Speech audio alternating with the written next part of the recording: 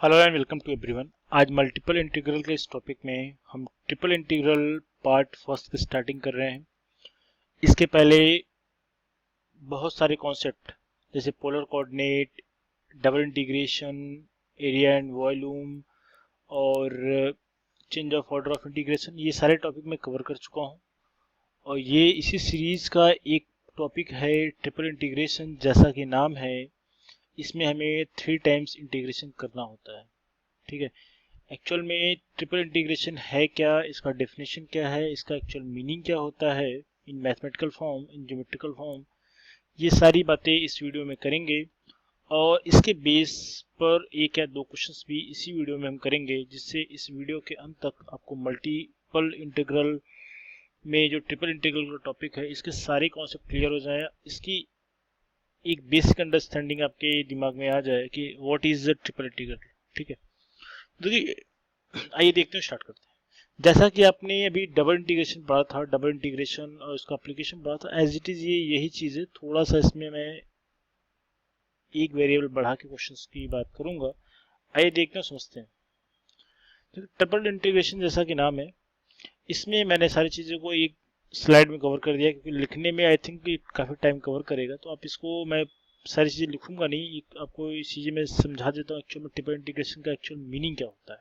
ठीक है, इसमें देखो लिखा हुआ है क्या, इसमें लिखा है कोई function F X Y Z है, जो कंटिन्यूस फंक्शन है। ठीक है, इसको हम एक सिंगल वैल्यूड फंक्शन मान लेते हैं, जो कि एक्स वाई जेड, ठीक है, एक्स प्लेन, वाई प्लेन और जेड प्लेन में है।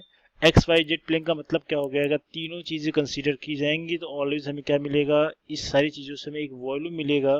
आपको मैंने इसके पहले के वीडियोज में बताया था, अगर मान लो ये एक्स वाई प्लेन था, इस पे अगर आपने जेड एक्सिस लिया था, जेड एक्सिस लेने के बाद क्या था, जो भी एक्सिस मिलता था, ऐसा कुछ हमने बताया था आपको।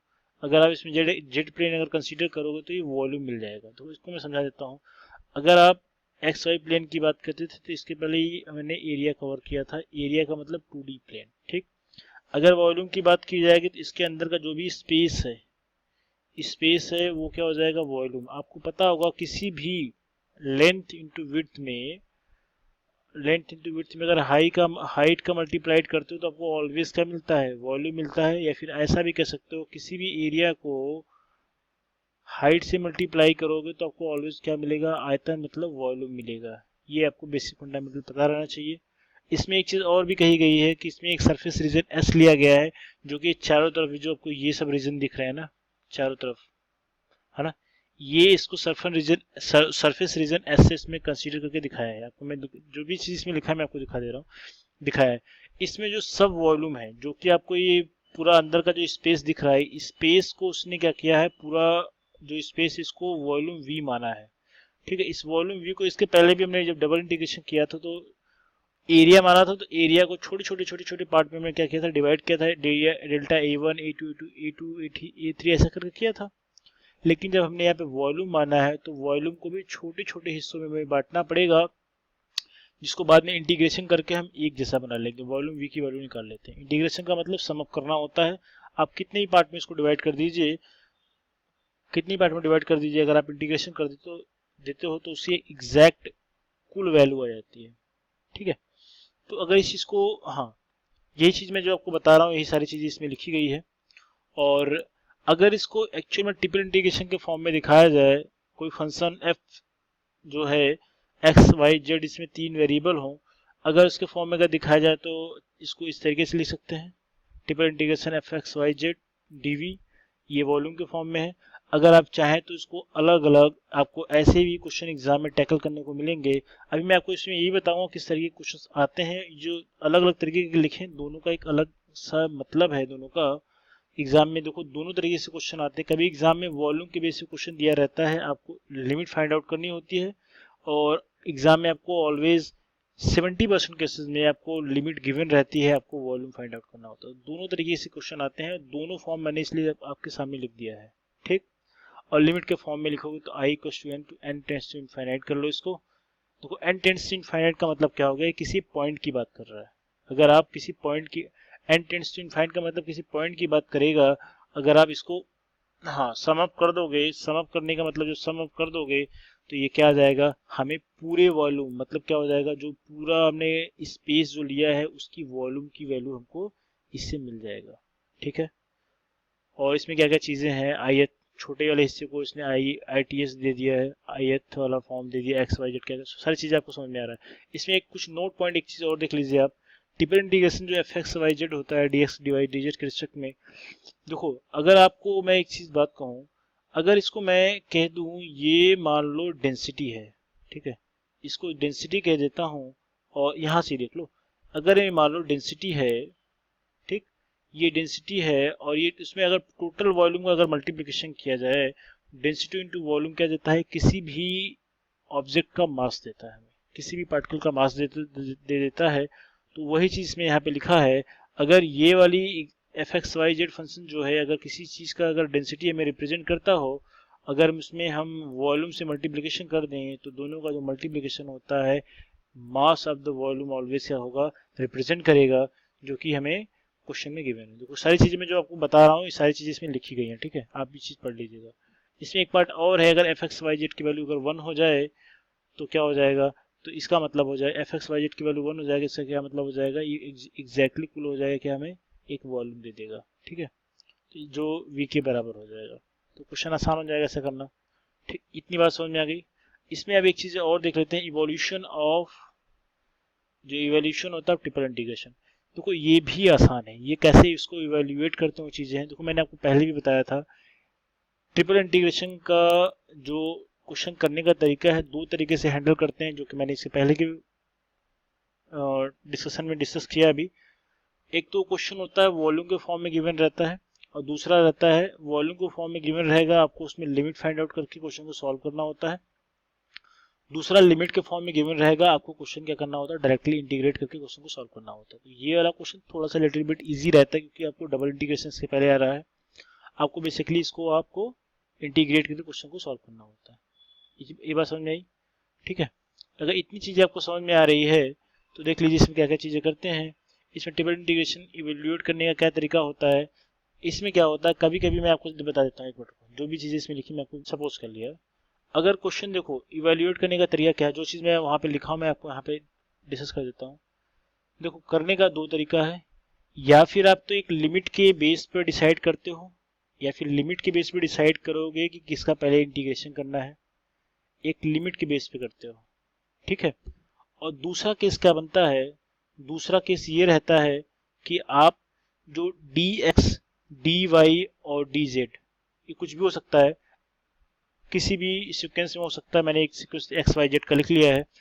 अगर ये जिस सीक्वेंस में गिवन है, अगर आप ये लिमिट से डिसाइड नहीं कर पा रहे हैं, अगर आप लिमिट से decide not able to decide with the help of limit, तो आप क्या करोगे, तब आपको D X D Y D Z का जो सीक्वेंस गिवन है, मैं जो बोल रहा हूँ आपको पेन कॉपी के साथ इसको लिखना है, मैं आपको ये चीज़ें बोल रहा हूँ, जो सीक्वेंस गिवन रहता है, अगर आप लिमिट नॉट डिसाइड नहीं कर पा रहे हैं, नॉट एबल टू डिसाइड, तो आपको क्या करना है, आपको जाना है D X D Y D Z के सीक्वेंस पे, और जिस सीक्वेंस पे ये गिवन है आपको उसी सीक्वेंस में इसको इंटीग्रेट करना है। समझ में आ रहा है? ठीक है, ऐसे ही करना है। अगर ये मान लो नंबरिंग में है, नंबर सारे गिवन दे रखे तो आसान क्वेश्चन है, एक्स के रिस्पेक्ट में, फिर वाई के रिस्पेक्ट में, फिर जेड के रिस्पेक्ट में, या फिर ऐसा कुछ एक्स वाई जेड के टर्म में ऐसा गिवन है कि आप डिसाइड ही नहीं कर पा रहे हो कि लिमिट से कैसे डिसाइड कर पाओ कि किसको इंटीग्रेट फर्स्ट करना है किसके रिस्पेक्ट में, तो आपको सीक्वेंस ध्यान देना है। अगर आप लिमिट से डिसाइड कर पा रहे हैं तो आपको लिमिट के बेस पे D x divide D Z को सीक्वेंस को चेंज करते हुए आपको इंटीग्रेशन करना है। आई थिंक ये बात क्लियर आ गई है, यही चीज़ मैंने यहाँ पे इस पॉइंट में लिखे हुए हैं, ठीक है। तो एक्स के रिस्पेक्ट में, वाई के रिस्पेक्ट में, जेड के रिस्पेक्ट में सारी चीज़ें मैं बिल्कुल एज इट इज लिखा है, इसको आप पढ़िएगा, आपको सारी चीज़ें समझ में आ जाएंगी, ठीक है। कैसे इवैल्यूएट करते हैं, आपको अगर क्वेश्चन एग्जाम में लिखने को है तो आपको ये सारी चीज़ें ऐसे एज इट इज लिखना है, ठीक है। अब हम कुछ क्वेश्चंस की प्रैक्टिस करते हैं, जिससे आपको जो मैं बताया हूँ जो सारी चीज़ें, आपको सारी की सारी चीज़ें बिल्कुल 100% क्रिस्टल क्लियर हो जाए। आइए देखते हैं फर्स्ट क्वेश्चन क्या है। देखो ये क्वेश्चन है बड़ा इंटरेस्टिंग। अगर इस क्वेश्चन को अगर वाकई में अगर देखा जाए तो आपको ये चीज़ें इसमें ध्यान देना होगा कि किसके सेट में कैसे इंटीग्रेशन करना है। तो अगर आप ये क्वेश्चन देखिए तो आपको थोड़ा सा गौर करिएगा इस क्वेश्चन को। देखिए इस क्वेश्चन में देखो अगर ये y की लिमिट गिवन है, अगर ये y यहाँ पे दिख रहा है तो मतलब आप ये डिसाइड नहीं कर सकते हैं कि ये x की लिमिट है या फिर z की लिमिट है, नहीं समझ में आ रहा है। और ये 0 to 1 गिवन है, आप इससे किसी भी हाल में डिसाइड नहीं कर सकते हैं ये x की लिमिट है या फिर ये z की लिमिट है, आप इससे भी डिसाइड नहीं कर पाएंगे, ठीक। लेकिन ये x की लिमिट है, ये x की लिमिट है, इससे भी आप ये डिसाइड नहीं, x के फॉर्म में गिवन है, इसका मतलब ये y या फिर z का इंटीग्रेशन या लिमिट हो सकता है, z या y का लिमिट हो सकता है, मगर ये y की ही है या फिर z की, आप डिसाइड नहीं कर सकते। आप यहाँ पे कुछ भी चीज डिसाइड नहीं कर पा रहे हैं, तो आपको सिर्फ इस याद रखना है, मैंने आपको अभी जस्ट इसके पहले इवेल्युएट करने का तरीका बताया, तो आपको सीक्वेंस पे ध्यान देना है और सीक्वेंस के बेस पे इंटीग्रेशन करना है। बहुत बहुत इंपॉर्टेंट चीज मैं आपको डिस्कस कर रहा हूँ। अगर आप डिसाइड ना कर पाओ कि किसके रिस्पेक्ट में किसकी क्या लिमिट है, तो अब जैसा कि ये dz dx और dy गिवन है, इसके रिस्पेक्ट में आप इंटीग्रेट करते जाओ, क्वेश्चन सॉल्व हो जाएगा। देखिए करते हैं, तो हम dz के रिस्पेक्ट में करते हैं, तो ये 0 to 1 लिख लो और y square to 1, yes y square to 1। अब देखो इसको इंटीग्रेट करोगे ना x के रिस्पेक्ट, हाँ इसको ऐसा कुछ लिख लेते हैं, जब इसको इंटीग्रेट करेंगे आप ऐसा कुछ नहीं, बाकी इसको ऐसा इंटीग्रेट करेंगे, x कांस्टेंट है, x बाहर हमारा आ जाएगा, तो dz का मतलब हो जाएगा यहाँ पे हमें क्या मिल जाएगा, एक्स जेड मिलेगा, जेड मिलेगा यहाँ पे, ठीक। और ये क्या हो जाएगा, आपका लिमिट क्या हो जाएगा, 0 to 1 माइनस एक्स, है ना, यहाँ पे डी एक्स डी वाई हो जाएगा। अब चाहे तो इसको अगर वैल्यू पुट करेंगे तो क्या हो जाएगा, हाँ अगर वैल्यूज पुट कर देंगे तो क्या अंदर वाले एक्स को अगर बाहर के एक्स को अंदर करेंगे तो क्या हो जाएगा, एक्स 1 माइनस एक्स हो जाएगा। और आपका यहाँ पे अब x के रिस्पेक्ट में इंटीग्रेशन होगा, और ये फ्रॉम y स्क्वायर टू 1 है, ये 0 to 1, ठीक है। आप dy लास्ट में लगा लो। अब इसका इंटीग्रेशन करेंगे तो सबसे पहले आप इसको थोड़ा सा सिंप्लीफाइड फॉर्म करके लिखोगे तो क्या हो जाएगा, मैं यही भी लिख देता हूँ, बार बार स्टेप नहीं बढ़ा रहा हूँ। x माइनस एक्स स्क्वायर होगा मल्टीप्लाई करने के बाद, जब इसका इंटीग्रेशन किया जाएगा x के रिस्पेक्ट में तो क्या हो जाएगा, फ्रॉम 0 to 1, और ये क्या हो जाएगा y स्क्वायर टू 1।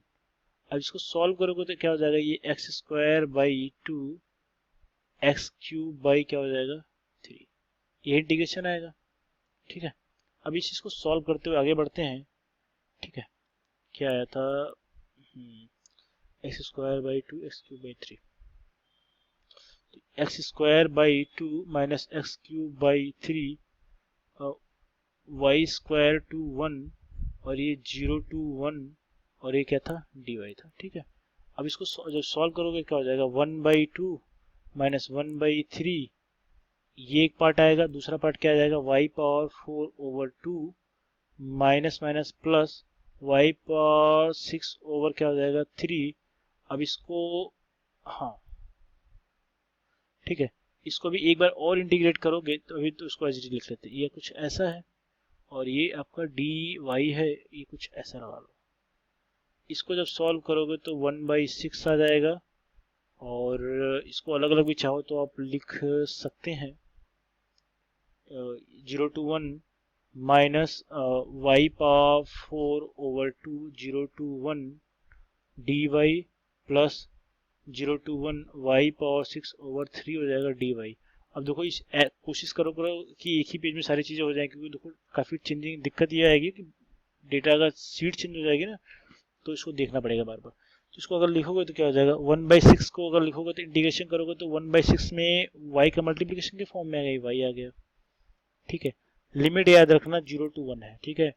और इसको सॉल्व करोगे y पावर 4/2 था, तो उसको करोगे क्या हो जाएगा, y पावर 5 बाई कितना हो जाएगा 5 to 10 प्लस y पावर 6/3 है, तो मतलब y पावर 7 बाई क्या हो जाएगा 21, और लिमिट लगा लो 0 to 1। अब इसी को सॉल्व कर लो, 0 रखोगे तो लोअर लिमिट 0 हो जाएगी, इसलिए अपर लिमिट पे सारे क्वेश्चन सॉल्व हो जाएंगे। 1/6 माइनस 1/10 प्लस 1/21, इसको सॉल्व करिए, आंसर निकालिए।